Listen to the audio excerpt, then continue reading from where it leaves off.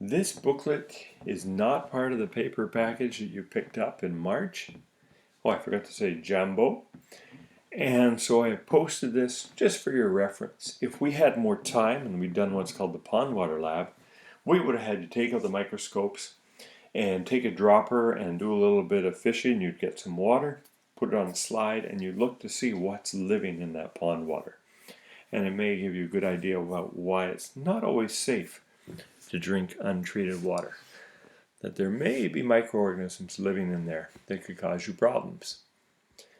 The importance, this is talking about the positives of microorganisms, and we talked about some of those when we talked about bacteria being helpful. And so this gives you more detail about bacteria, the helpful part, and the parasitic part, where they can actually be harmful to us.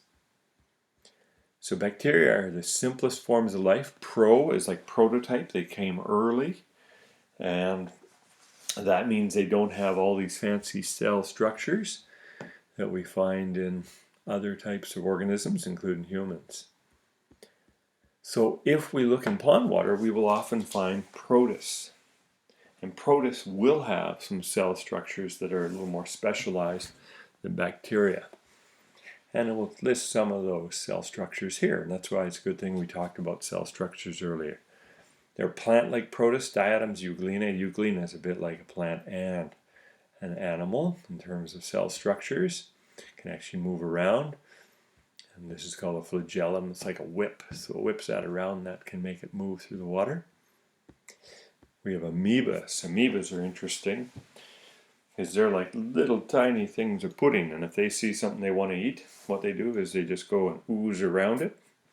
And once they engulf it, then they create this little vacuole called a food vacuole, and they dump digestive juices in, and they consume it.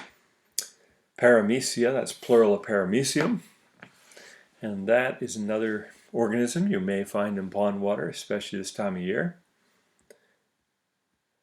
And it's quite an interesting one. It has cilia, like little oars on the outside that allow it to move around. Let's see. And it will also have contractile vacuoles that allow it to pump out water. If it gets too much water in it, it'll have a nucleus, all these kind of things. And then there's fungi. That's a whole new, or a whole different kingdom. When you go on to Biology 11, you'll learn about it. Yeast is an example of fungus, a living thing. And that's just a brief little overview of 2.2.